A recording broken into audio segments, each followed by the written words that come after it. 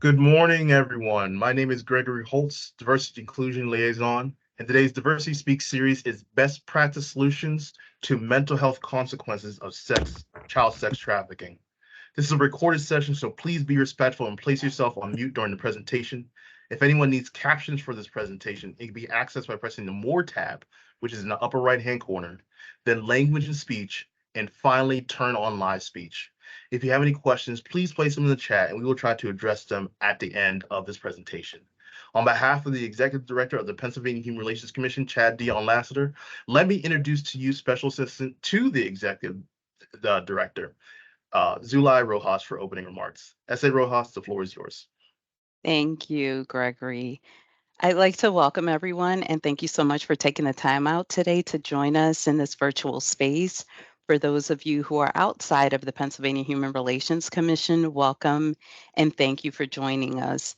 It's really a significant topic that we'll be discussing today, and with the Pennsylvania Human Relations Commission leaning towards a more trauma-informed agency, it's very vital that we hear what our guest speaker is going to be speaking on today and apply some of those principles as well. On behalf of Executive Director, again, welcome. He is traveling back from our Pittsburgh regional office. So as you can imagine, mountainous zones and regions that may interfere with his connectivity. So I am stepping in on his behalf, but I thank you all for joining us, and we look forward to what you have to present to us, Ms. Gupta. Thank you. Good morning, Thank, everyone. Namaste from India. I'm in warm India while you're in cold Pennsylvania, and I send you many warm greetings from here. Uh, Big thank you to Gregory for the introduction and to Zulai for stepping in on behalf of Chad. And thank you to the Pennsylvania Human Relations Commission for organizing this very critical speaker series and on a topic which is so important to all of us: healing and hope, addressing the mental health consequences of child sex trafficking. I am Ruchira Gupta, and I am a lifelong activist against sex trafficking. I am an Emmy winning documentarian, and I'm a professor at New York University and an advocate for the rights and rehabilitation of trafficking survivors and the prevention among vulnerable populations of human trafficking. I have helped countries develop laws and policies to end sex trafficking, including playing a role in the passage of the United States Trafficking Victim Protection Act, the federal law, and the United Nations Protocol to End Trafficking in Persons, especially women and children.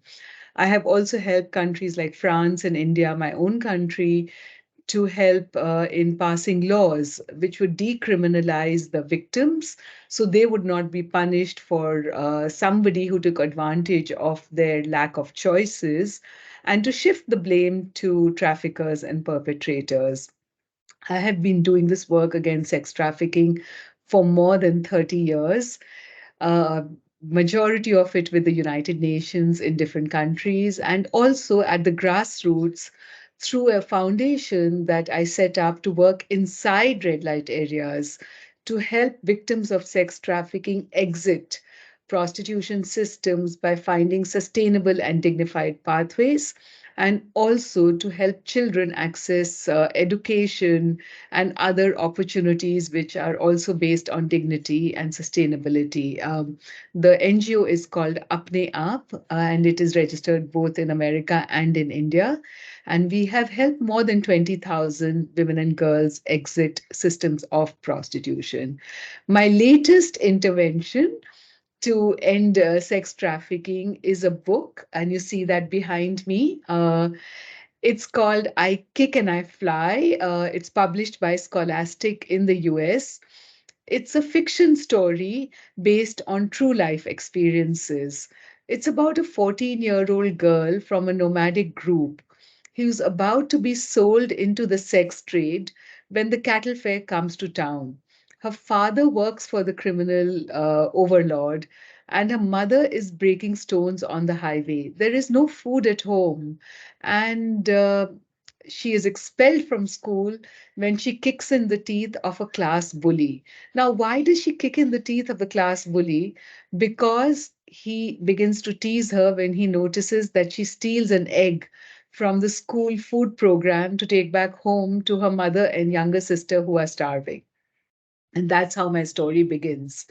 And then, of course, when this girl is sitting and crying and knowing that she's doomed, fate intervenes in the form of a women's right advocate who enrolls Hira, my protagonist, in a kung fu program. And through the practice of kung fu, Hira discovers the power of her body and learns to fight for it. But also at the same time, Hira is able to access the Kung Fu program because there is a mother who wants to make sure that she goes to school and stands up to her father. Because her mother is surrounded by a community of women who want to make sure that Hira's life is not destined for prostitution like the other women in her community. So Hira's mother has a friend, Jamila Bua. She's got an older cousin who has already been sold into the sex trade and doesn't want her little sister to have to face this. And of course, the women's right advocate. My book shows that anyone can succeed if they fight for themselves, but they need support. And the women's right advocate not only creates this community of women and a support system for Hira, but also helps the family link to government entitlements like low cost food, low cost housing, low cost healthcare, low cost education, so that they can actually face poverty without falling prey to the predators who take advantage of the vulnerabilities caused by poverty. Many of the issues that I deal with in I Kick and I Fly are based on the trauma that Hira faces because she knows that she's going to be sold into the sex trade, based on the trauma that her mother, Mai, has to overcome so that she can fight for her daughter, based on the trauma of her older cousin who's already been sold into the sex trade and who has to find that gleam of sanity in spite of all the PTSD she's suffering from, so that she can help Hira and save Hira along with the women's right advocate Nidhi. And so the book has a lot of themes that today we are going to discuss when I talk about healing and hope and addressing the mental health consequences of child sex trafficking. It has themes of body shaming, it has themes of bullying, sexual abuse, mental health crisis, anger, depression, loneliness, complicated family relationships, families which come together and fall apart and then come together again, friends who are friends and sometimes become bullies, international crime rings, and of course, the self confidence that a girl who is stuck in the system of intergenerational prostitution and sees the trauma all around her, how she has to overcome this. So, the reason I'm talking about Hira's story and my book, I Kick and I Fly story to begin with is that Hira's story is based on true life experiences. It's based on experiences that I have witnessed while making my documentary, The Selling of Innocence, for which I won an Emmy, or in my NGO Apne Aap, or those that were recounted to me by survivors in Pennsylvania, in Queens, New York, across America, and of course, inside the red light areas of India. My own journey is kind of interesting also, and I want to share that with you. I was a journalist, and I'm talking about 1996. I was actually researching another story in the hills of Nepal when I came across rows of villages with missing girls, and I began to ask the men who were sitting around drinking tea and playing cards where the girls were. And to my horror and to my surprise, they told me, "Don't you know they all are in Mumbai?" Now, Mumbai is a town in India which is 1,400 kilometers away. And these villages were so remote, they were even 2.5 hours away from the highways. So I decided that I had to find out how could this happen. And so I followed the trail and I ended up in small remote hamlets and found that there were traffickers who came to these hamlets and preyed on the vulnerability of the girls. What were the vulnerabilities? They were exactly what you will understand: poverty. The families were hungry, the crop had failed, the roof was leaking, somebody in the family was sick, the cost of healthcare was too high. And these predators would offer the family a little bit of money, $200, $300, and that's how they would lure the daughters away to the big cities, saying, "We will get her a job and she will be able to send back money home, or we might even help her get married," or even say they would put her into prostitution and say that she would have a better life in prostitution, a roof over her head, and 2 meals a day, and the family would let the girls go. And these girls were between the ages of 9 and 13, not unsimilar to what's happening in Pennsylvania, where a girl is recruited into prostitution by sex traffickers between the ages of 13 and 15. And then these girls, the traffickers would cluster together 3 or 4 girls and go to the Indo-Nepal border. There would be corrupt border guards. And I found that they would take a little bit of money, wink, wink, nod, nod, and the girls would be smuggled across the border. On the other side of the border, these girls would be locked up in small rooms for 2 or 3 days, beaten, starved, subjugated till they were ready to do anything. And then they were handed over to transporters who would put them in trucks and trains and buses and take them to the big cities of Bombay, Delhi, Calcutta. In Mumbai, there would be these pimps or agents, and the traffickers would show up in the red light district where these agents were and sell the girls for just a few $100s. And the agents would pay a little bit more for girls who were younger. The youngest I have met is a 7-year-old. And they would define what kind of a girl they wanted. The younger, the better. Fair skin. Yes, even in India, fair skin is at a premium. And docile, voluptuous. And then these girls were locked up in tiny rooms for years. And multiple men would walk in, pay the person sitting at the entrance of the room a few rupees, a couple of dollars, and go in and come out. And I was shocked because as a journalist, I had covered war and famine and hunger and even ethnic conflict.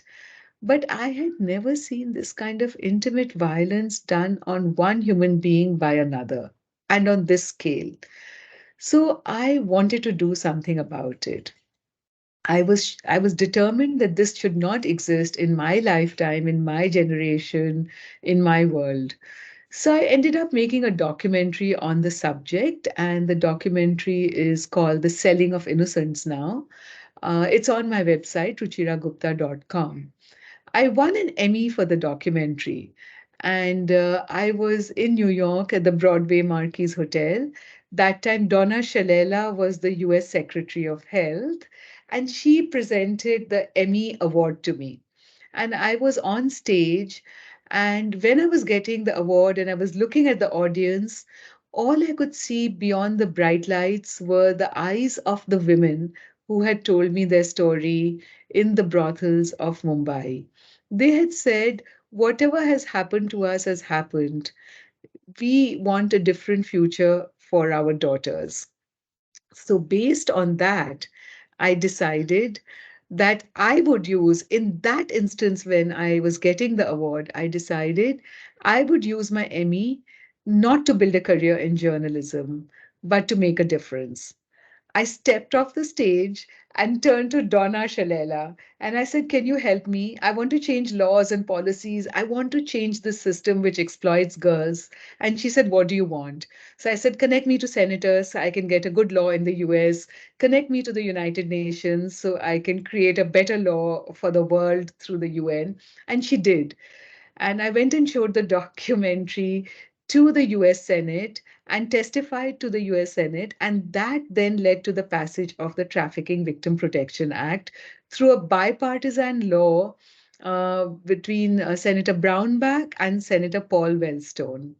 And that led to the creation of the Trafficking in Persons Office and this new awareness that we needed laws which would take away the blame from the victims and punish the traffickers.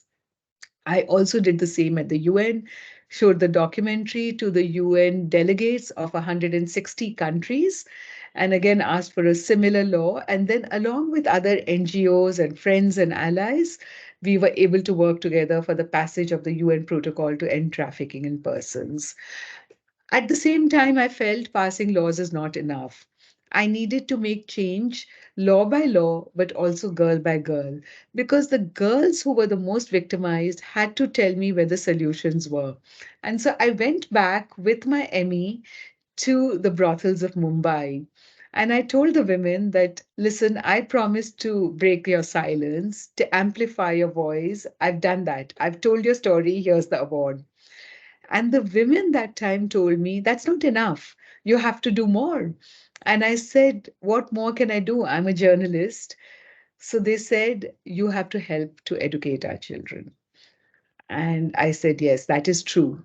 And I said, what else do you want? And they had four dreams at that time. The first dream was school for their children. Second dream was a room of their own, which to them meant a place where they could sleep properly for the whole night and a customer could not walk in whenever he liked, and where the children could be safe. Because in a brothel, very often a customer reaches out for the child when he reaches out for the mother.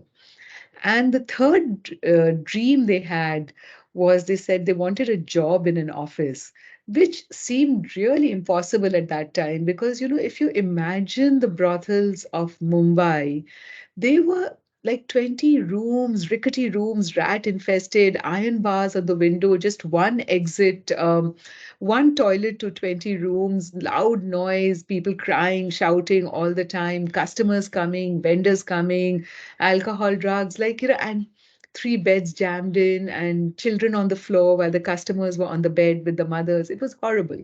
Hell. And I realized that what they meant by a job in an office was somewhere where they could work peacefully, where they would not be, their body would not be invaded, where there was old age pension, there was a fixed monthly income, where there was dignity, all of the things that we take for granted. And then the fourth dream, they said, was that they wanted punishment of the perpetrators, those who had bought them and sold them and brokered away their dreams. So literally that became our business plan, and we set up an NGO called Apne Aap. And our first thing was to hire a room in an abandoned municipal school, hire a teacher, and we put a straw mat on the floor and began to really teach the kids and prepare them for schools. When the children were ready for schools, we wanted to admit them to the school. But the principal objected, saying, I will not admit children of prostitutes. So then we formed our first women's self-action group and went together as a group of mothers and said, our children too, and begged, cried, cajoled. The principal relented. And fast forward to now, Apne Aap, which also means self-action in Hindi, now has community classrooms across the country inside red light areas. And we have helped more than 20,000 women exit prostitution systems. And we have educated more than 3,000 children from red light areas to finish school and college and get jobs. And we are still continuing. Now, one of the pivotal moments in bringing about this change was karate and kung fu because the girls were facing so much discrimination when they were growing up in the red light areas. First of all, they were children of prostituted women. Secondly, they were first generation learners. Thirdly, they came from marginalized groups and communities known as oppressed castes. And Fourthly, they were girls. So this combination of intersecting inequalities made them more bullied in school and more discriminated against. And so it was harder for them to get into school or even stay in school and not drop out. On top of that, they were facing hunger. And so it was harder to concentrate. And they were also facing issues at home. Sometimes they were coming from families which were not stable. Sometimes their housing was not stable. Sometimes they just had two pairs of clothes and one was in the wash and the other was not wearable. Sometimes they didn't have shoes to wear. And so, all these issues I actually witnessed. And I realized that for someone who is poor, it is so hard to even document what is going on in their lives and to put a narrative to it. And even if they do, they don't know how to access the government entitlements that we create for them. So we created a program called the 10 Asset Program, asset based community development, so that the girls and women could access these programs to either prevent their sex trafficking or to exit from that system of exploitation. Five of the assets were intangible and five are tangible, and they're great it's a great anti-poverty program, I can tell you this, for all of you working on similar issues in Pennsylvania. So the first asset was safe space, where the women and girls could just meet and know they would not be beaten up or exploited and share stories. The second asset is education and literacy, so they could read a bus number, they could count, they could open a bank account if they could count, read and write. And the third asset was self-confidence, because of coming from backgrounds where there were intersecting inequalities, poverty and caste and gender, because most of them were girls, and also age. All these things made them unequal. And to find self confidence again, karate and kung fu were one of the issues. Storytelling was another one. Art and theater was a third one. The fourth asset was political knowledge, because the women had to learn how to speak to authorities and know about their rights to demand their rights and entitlements. So we taught them how to learn about their rights, how to speak to authorities, and how to even write slogans and march on the streets if need be. Fifth asset was government IDs. Most of the victims of trafficking did not have any government IDs, no birth certificates, no voter ID cards. So they didn't exist in the eyes of the law. They were not even citizens. So we helped them get all of that. And once they got the IDs, then the sixth asset was linkage to government entitlements like low cost food and housing and healthcare and education, because this played a huge role in reducing poverty and reducing vulnerability.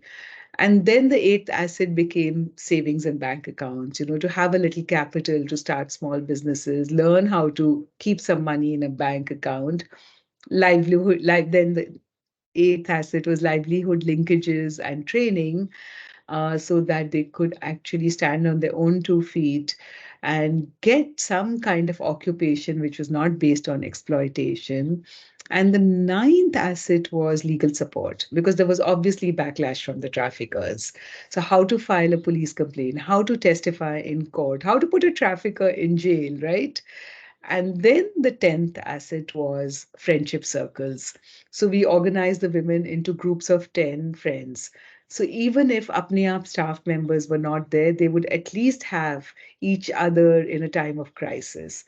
And so this is how the program grew. And one of the things we realized when we began working in city after city across the country was that how do everyone wanted to join our program, right? Because it was a successful program, it was adaptable, it was a good anti-poverty program, and yet we had limited resources. And we had decided that in our program, we would definitely target child sex trafficking, because that is the mission of Apne Aap, to end sex trafficking, to create a world in which no child or human being is bought or sold. So we had to figure out who are we going to enroll as a member of an Apne Aap community center. And so what we did was created a concept called The Last Girl. And the last girl is someone who's suffering from intersecting inequalities, of course, of class, of caste. In India, in America, it's race and ethnicity and gender. And the fourth is, of course, age. On top of that, that person could be living in a conflict zone or in a place which is affected by man-made disasters, or could be a place where industry has shut down and jobs have disappeared. So there could be many reasons which add to the intersecting inequalities and vulnerabilities. So we identified vulnerability through vulnerability mapping, and then we identified victims of sex trafficking through something called trauma. And now all of you here know that. So you know that trauma informed mental health care is critical when we talk about child sex trafficking.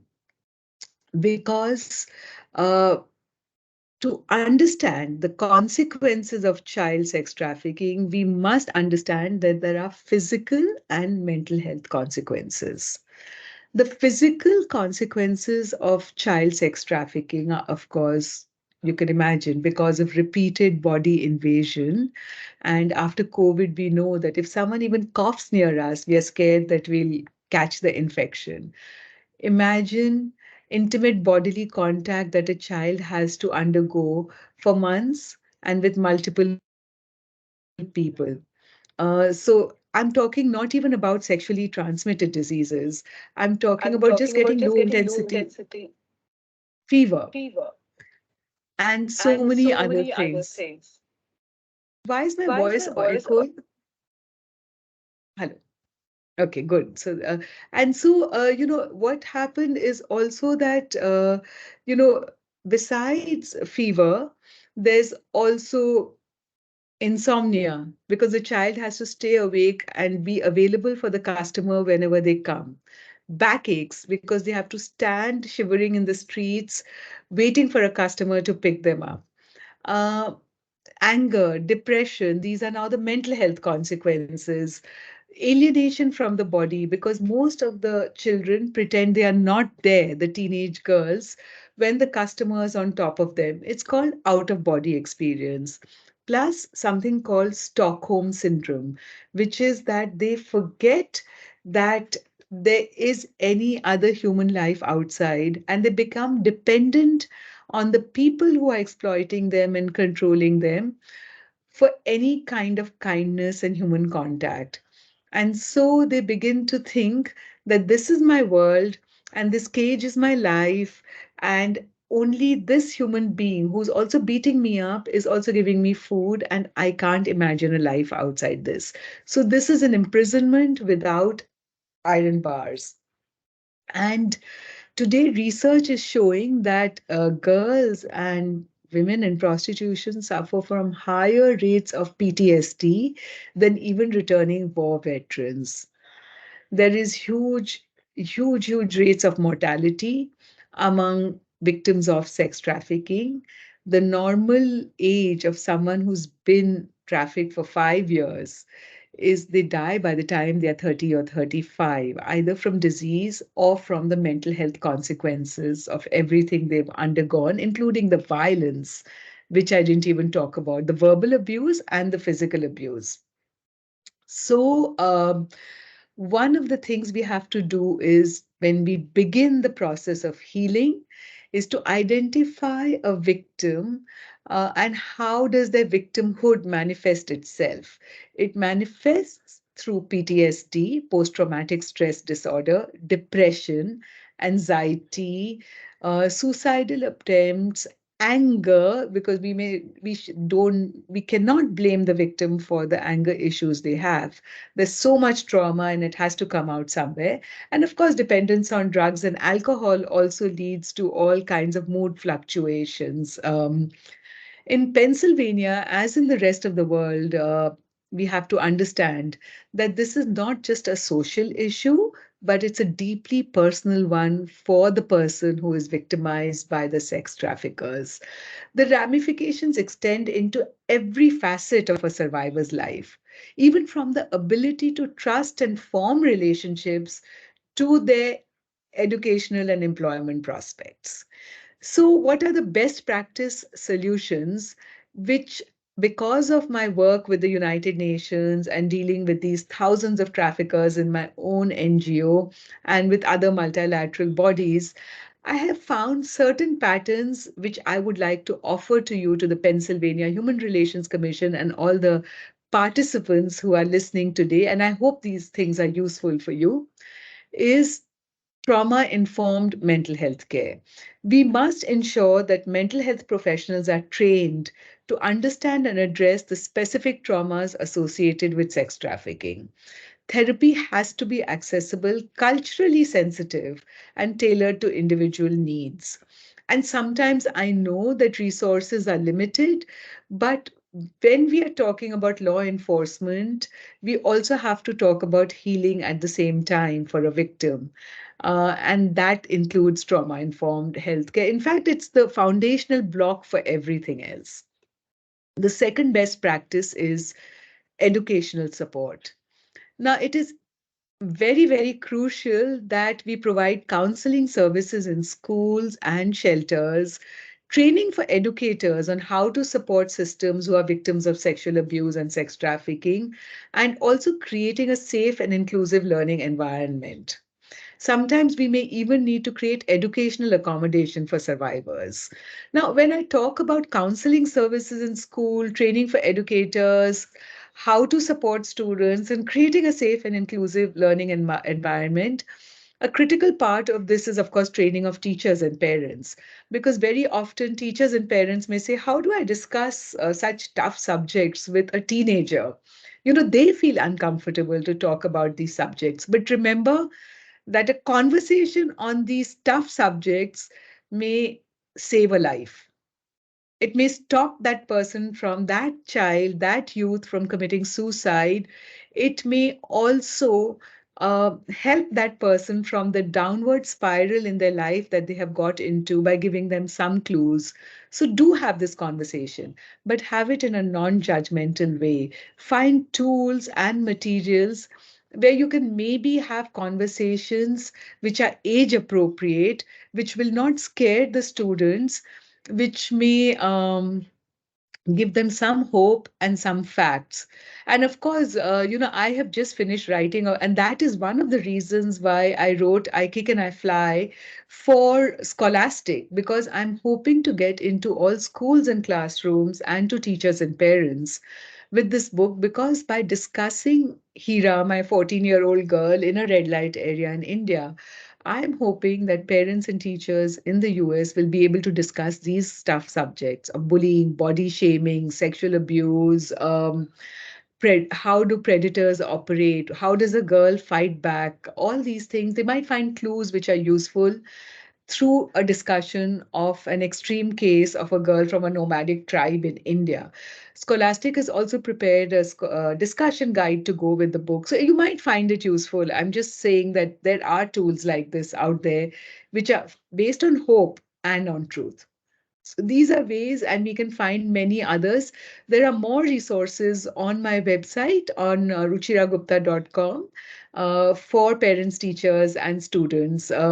Another way to help students heal is to also engage them in voluntary activities, because by volunteering in their local NGO or local church or local faith-based community center and working with victims, they will learn a lot about the subject. And if they are being victimized without having to discuss with anyone, they will know they are not crazy. The system is crazy and they are not alone. There are others who are suffering things with them. So this provides a way to also do things. And also joining campaigns and signing petitions helps students learn before they are recruited. And here I just want to diverge for a second and talk about a new method of recruitment that traffickers are using, which all of you who are listening in should know about. And that is that traffickers have shifted online as much as on site, especially since COVID. So what they are doing is that they have figured out keywords that they serve through artificial intelligence, which can process data at very fast speed, that teenagers might use when talking to their friends or their relatives, saying things like, I'm angry with my parents, I hate my parents, or I'm suicidal, I'm lonely. And when they say all this, the traffickers know these are the kids to target. And then what they do is they have a whole bunch of fake chatbots who pretend to be the same age as the teenagers. And they reach out to them saying, oh, do you want to be friends with me? And they say, we like you, we will give you the community support you need, even if your parents, teachers, whoever is not giving it to you. And then slowly they'll start grooming them and seasoning them to say, take off your shirt, do this, do that, performing sexual acts online, then taping them, then asking them to come to some physical site, and then, of course, recruiting them into situations which are exploitative and dangerous. And then it's too late for the child because that person, that young person, does not know how to get out of this. So we have to have conversations, we have to provide tools to young people in terms of not just counseling, but knowledge and awareness. And that's the third best practice I'm talking about, training and awareness. We need to equip law enforcement, healthcare providers, and educators with tools to identify and respond appropriately to victims of trafficking, also to victims of sexual abuse in school, because there is a pipeline from being sexually abused to being recruited by a trafficker. Awareness campaigns can play absolutely a critical role, not just in community education, but in preventing trafficking and helping someone who's trafficked heal and exit. And then, of course, the fourth best practice, which you all know even better than I do, is legislative advocacy. We have to continue to push for better laws that protect victims and hold traffickers accountable.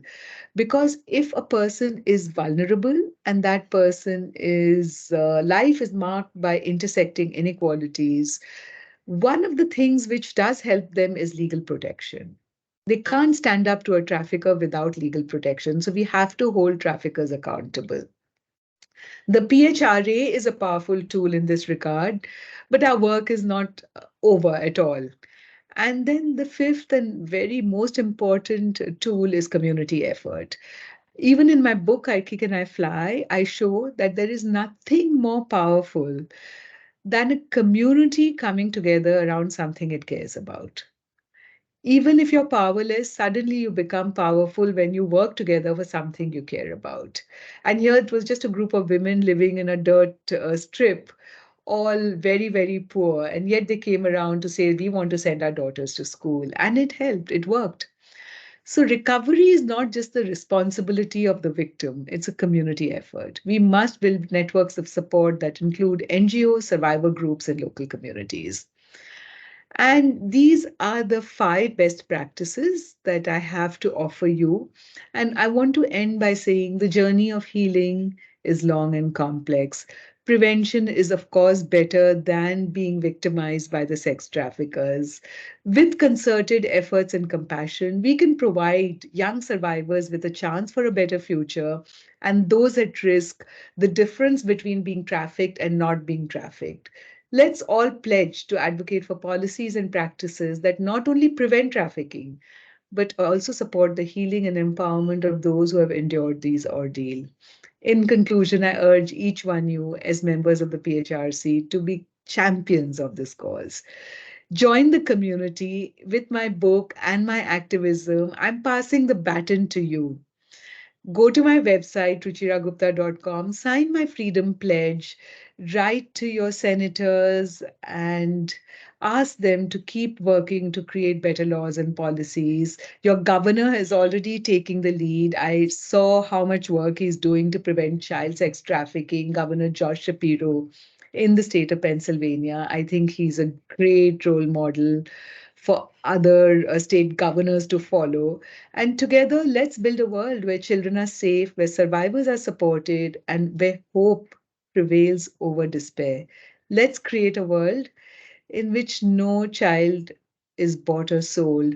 And if you want to really join the movement, share the book with a young person you know. I Kick and I Fly, I think, has been made available for you. It's available anywhere on Amazon and other places also. So you might save a person's life or inspire someone to fight back. Thank you for your time and for your commitment to this critical issue. Thank you. That was wonderful. That was an absolutely amazing presentation. So now we have time for questions from the audience. Does anybody want to come up? Just come off your mic and ask questions. We have time for it. I see Chris's hand, Gregory. And Chris, before you start, I just want to say, this is Stacy. I just want to say that was awesome. Ms. Gupta, I know we spoke in coordinating this effort, and her website's wonderful. I dropped the link in the chat. That's all I have. Thank you. Thank you, Stacy. You can go ahead, Chris. Well, I will also say thank you and echo the sentiments of everyone. And I think that was incredibly powerful, and it just speaks to my heart. I hit my button by accident, so I didn't really have anything to say, but I loved what you had to say. And I'm a martial artist lifelong myself, and I'm a big believer in finding the power that you have through martial arts. And to throw this out there to any of my cohorts at the PHRC, anybody wants a free self-defense lesson, look me up. I'll be happy to get hold of a class or do anything we can do. So thanks a lot.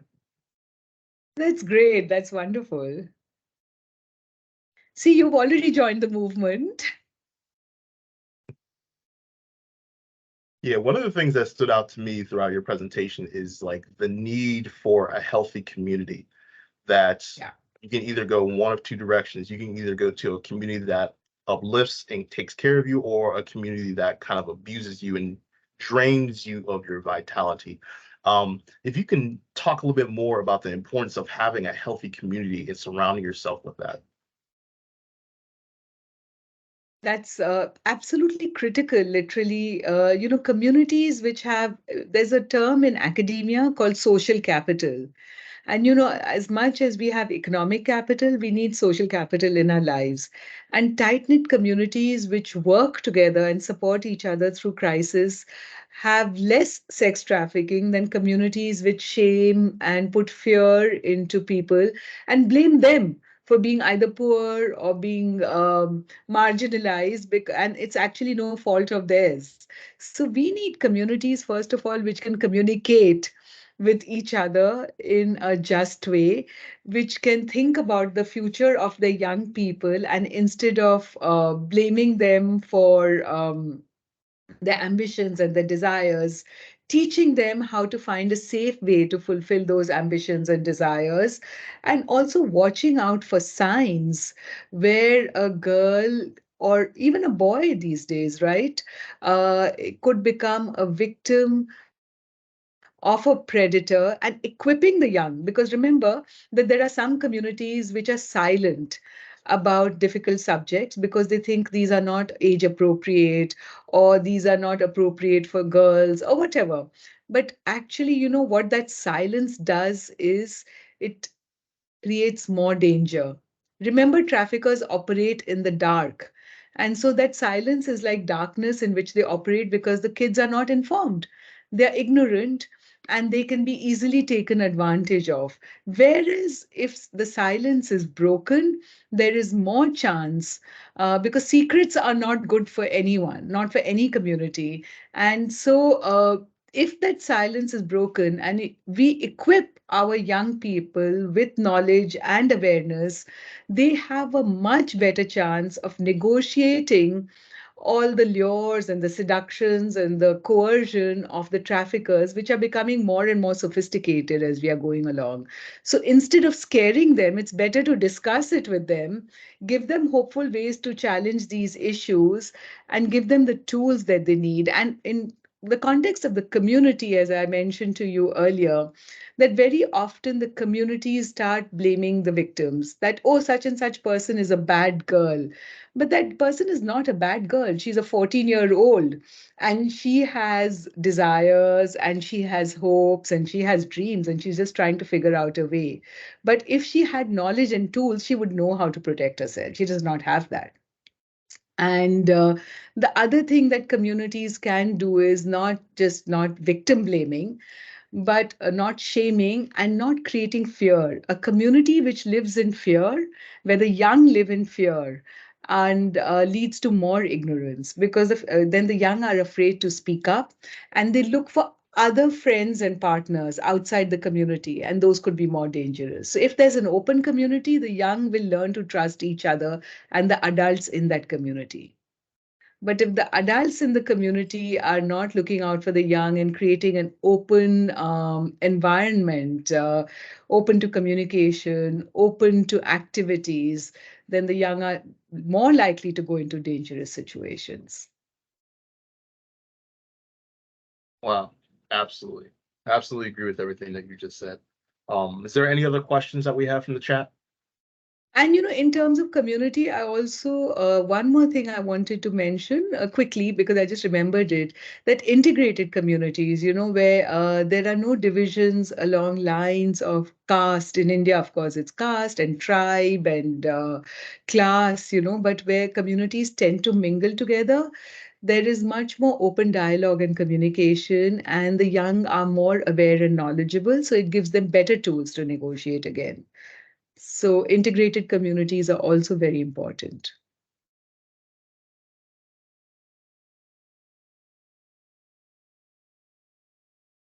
And communities, of course, you in Pennsylvania and in states, we know that violence plays such a big role in many parts. And violence at home is often reflected because of the violence on the streets. And the young need to know they are safe.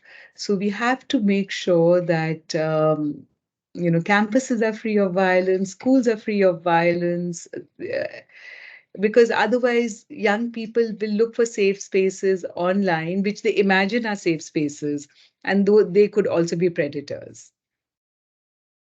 Yes, it's absolutely reflective of what we see, unfortunately, when people have unstable house lives and then they go to the streets and they deal with gangs, and the gangs offer them a house, or a gang offers them community, and then they then drain them of their vitality and then their hopes and their dreams in the future. It's the exact same playbook. So I'm thankful that you are stepping out and fighting against this horrendous crime of like child sex trafficking and trafficking in general. And we're thankful that you were here to give that powerful presentation. So right now, I'm going to pass it back to Special Assistant Rojas for some closing remarks before we head out of here. Thank you, Gregory. And again, I'd like to thank each and every one of you for taking the time out to join us in this important discussion. I'd like to just highlight before we go that Stacy Waters put the link in the chat. Please take the time to go in, take the pledge. I just did it. It'll take you all but a minute and a half to do, and let's support Ms. Ruchira Gupta in this fight. Also, as we step into the Martin Luther King Jr. Day of Service on Monday, where most of us will be off, it's a national holiday. Let's just remember one of her best practices is voluntary activities.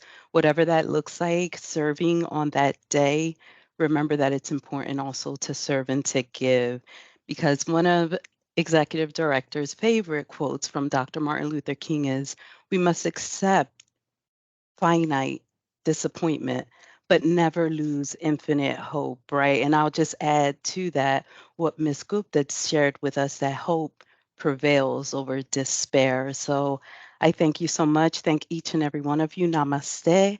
And we will see you at the next Diversity Speak. And thank you, Namaste. interpreter. Thank you so much. You worked so hard, Sharon.